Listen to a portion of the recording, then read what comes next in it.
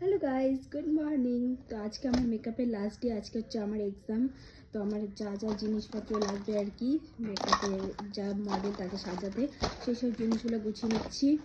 সব গোছানোই ছিল আগের থেকে, অবশ্য কিছুটা দেখে নিলাম সব ঠিকঠাক আছে কি না। তো জানি না আজকে কী হবে এক্সামে, তো ব্লগটা কন্টিনিউ দেখতে থাকো।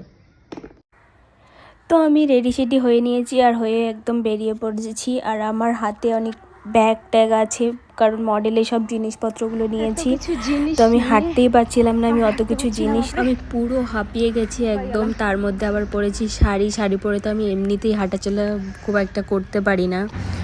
আর রোডে এসে দাঁড়িয়ে আছি এখন আমি আমার মডেলের জন্য, মানে মডেল হচ্ছে আমার বান্ধবী, সেই জন্যই এই অবস্থা আর কি।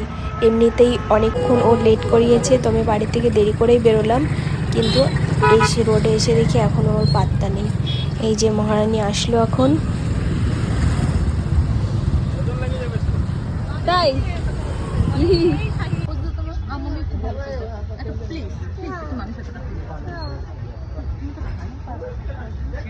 এমনিতে লেট হয়ে যাচ্ছে, তার উপর আবার এত। আমাদের পুরো লেট হয়ে গেছিলো আর আমরা সকাল থেকে কিছু খেয়ে বেরোইনি বাড়িতে। তো আমরা একটু মিয়ামরে ঢুকলাম যে কিছু একটা কিনে নিই।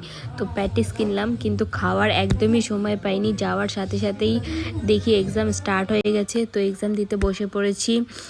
আর এই যে আমার মডেলের ফাইনাল লুক, তো কেমন লাগছে অবশ্যই জানিও।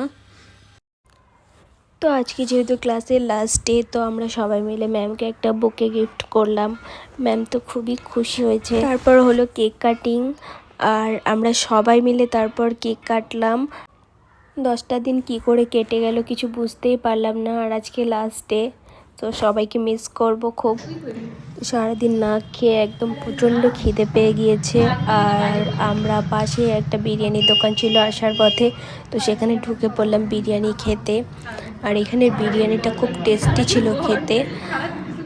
সো এইভাবে আমার সারাদিনটা শেষ হলো। আর এটা কিন্তু আমার 29 ডিসেম্বরের ভিডিও ছিল। সো টাটা, দেখা হচ্ছে নেক্সট কোনো ভিডিওতে। আর ভিডিওটা ভালো লাগলে অবশ্যই লাইক কমেন্ট শেয়ার করে দিও। বাই।